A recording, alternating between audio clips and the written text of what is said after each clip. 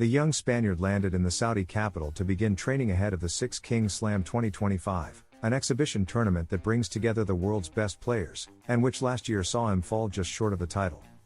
Local fans welcomed him like a true superstar, screams, banners, flashes, and an enthusiasm that shows how tennis is gaining ground in the Middle East. Riyadh has become the epicenter of the sports world, and Alcaraz arrives determined to shine. The most remarkable thing is the impact his arrival has made. Carlos Alcaraz is admired not only for his talent but also for his charisma and contagious energy. As he stepped off the plane, fans surrounded him with applause while he smiled, greeted them, took photos, and signed autographs. The player from Murcia has already begun training, focused on his main goal, to reign at the Six Kings Slam 2025.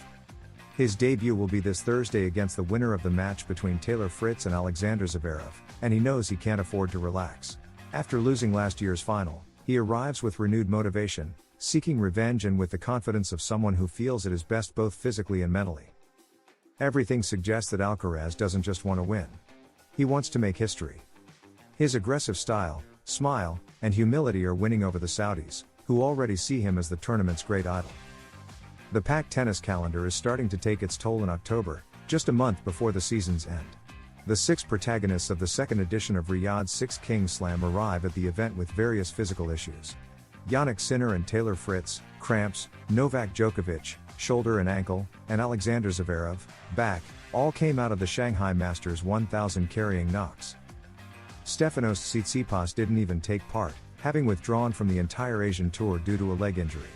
Carlos Alcaraz was absent from the Chinese Masters due to a sprain he suffered on September 25 during his opening match at the Tokyo Open 500 against Sebastian Baez.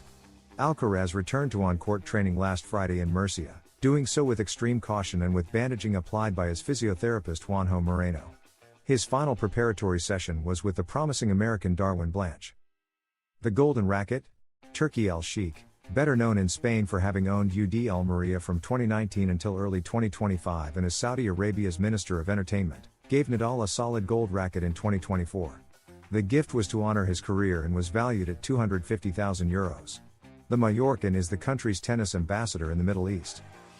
Despite already having won 8 titles this season, Alcaraz has 3 attractive goals on the table for the coming month: to finish as world number 1, become the year-end champion at the Turin Finals, and give Spain its 7th Davis Cup title in history. To achieve that, he'll need to be in perfect physical condition. After the Six Kings Slam, he still has to play in Paris, where he'll compete in the Masters 1000 held in the French capital, and he'll close the year in Italy at the Nitto ATP Finals in Turin and the Davis Cup Finals in Bologna. He'll wrap up the year, before the Christmas break, with an exhibition event in Miami on December 8, where he'll face Brazilian João Fonseca. How much prize money does the Six Kings Slam 2025 award? The millionaire sum pursued by Alcaraz, Djokovic, and Sinner. The tournament of the Six Kings comes with a massive prize pool to be shared among participants, far exceeding that of any Grand Slam or Masters 1000 event. The Six Kings Slam returns with a bang on the calendar. For the second consecutive year, Saudi Arabia will draw the tennis world's attention with its innovative tournament, featuring 6 of the biggest stars on the professional circuit. Following the same path as in football, where the country now hosts a star-studded league and numerous international events, and golf, where it runs its own circuit, Saudi Arabia continues its investment in tennis with the second edition of the Six Kings Slam. The Saudi tournament will boast an almost unbeatable lineup, highlighted by Carlos Alcaraz and Jannik Sinner, the 2 best players at the moment, along with the legendary Novak Djokovic. Second-tier names include Alexander Zverev, Taylor Fritz, and Stefanos Tsitsipas, the latter replacing Jack Draper, who had to withdraw due to injury. With no ATP points on offer since it's not an official tournament, and occupying 3 competition days in an already saturated calendar, the main attraction of the Six Kings Slam is the money. And rightly so, as the Saudi event's prize pool far exceeds that of any Grand Slam or Masters 1000. Considering that only 3 matches separate the contenders from the final prize, 2 for Carlos Alcaraz and Novak Djokovic, who are seeded directly into the semifinals, it's hard to refuse an invitation to the Six Kings Slam. The cost, however, could be high, as many participants have shown clear signs of fatigue. Just for participating, each of the 6 players will receive a whopping €1.35 million, a figure that will rise for those reaching the final day of competition. The winner's prize is €5.4 million, bringing total earnings close to €7 million for the champion. Sinner's decision after his withdrawal in Shanghai. The Italian couldn't finish his match against Greek Spor due to cramps. Jannik Sinner has made a decision. His run in Shanghai didn't go as planned, ending unexpectedly with a withdrawal during his round of 16 match against Tallinn Greek Spor. Conditions in China were tough from start to finish, with high humidity that wore down all players. By the third set, after losing the second to the Dutchman, the Italian's legs gave out.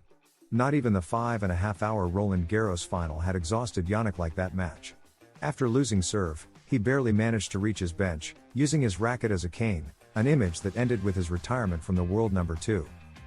After taking a few days off following the scare in Shanghai, Sinner decided to hire a new physiotherapist for his team, a move aimed at improving his physical condition in this final stretch of the season and preventing a repeat of what happened in China, which has virtually ended his chances of finishing 2025 as world number 1. The chosen one is Alejandro Reznikov, an Argentine physio with extensive experience on the ATP Tour, having worked within the organization since 2010. Sinner's move shows his perfectionism and his desire to match the level shown by Carlos Alcaraz this season, a version that has catapulted the Spaniard to world number 1. The next stop is the Six Kings Slam, taking place from October 15 to 18. The Italian will face Greek Stefanos Tsitsipas in the quarterfinals, who entered the tournament following Jack Draper's withdrawal. Although it's officially an exhibition, the prize money figures are astronomical, making it anything but just an exhibition. The event, organized in Riyadh, offers a total of $13.5 million, guaranteeing at least $1.5 million per player and up to $6 million for the winner. The entire tournament will be broadcast on Netflix, another sign of Saudi Arabia's ambition to reach a global audience. If Sinner beats Tsitsipas, he'll face Novak Djokovic in the semifinals. The legendary coach defending Sinner after his Shanghai withdrawal, we saw Djokovic. Patrick Mouratoglou, former coach of legends like Serena Williams, wanted to send a message in support of the Italian after he was forced to withdraw in the second round of the Shanghai Masters. Jannik Sinner is going through one of the toughest moments of his season. The world number 2 has struggled physically in recent tournaments. In Shanghai, he was forced to retire against Tallinn Greek Spor after suffering severe cramps. Sinner left a worrying image, walking off court leaning on his racket to avoid collapsing. At the Cincinnati Masters 1000, Jannik also had to withdraw from the final against Alcaraz due to a suspected virus that made him feel unwell both before and during the match. The brutal conditions in Shanghai forced the Italian to say goodbye to the tournament earlier than expected. After some criticism suggesting that Sinner quit because he was losing, Patrick Mouratoglou stepped up to defend the world number 2. What Sinner had to endure was brutal, a classic example of playing in extreme humidity. To explain Sinner's cramps, there's only one word: humidity. Fritz had the same problem. We saw Novak Djokovic vomit twice, said the French-Greek coach in comments to Eurosport. Everyone says conditions in Australia are extreme, 39 degrees is brutal, but it doesn't come close to what you sometimes get in Asia or New York. It's not the first time Jannik has had cramps. He had them against Carlos at Roland Garros, but on that occasion, it was due to tension, not humidity, Mouratoglou concluded. Jerzy Janowicz, former Polish tennis player, has compared the rivalry between Sinner and Alcaraz to that of Djokovic, Nadal, and Federer, evaluating whether the spectacle is the same since the legendary Big Three stepped back from professional competition. For Janowicz, tennis has become much less exciting since the Spaniard, the Swiss, and the Serb stopped battling each other. Tennis is more boring nowadays. It seems everyone plays the same way. The Big Three were more interesting to follow, more than Sinner and Alcaraz, even though they're also very strong. Alcaraz is currently resting after withdrawing from the Shanghai Masters, where Sinner is also absent. The Italian fell in the second round, forced to retire due to severe cramps. Djokovic, meanwhile, will play for a spot in the final against Polish player Valentin Vaquero.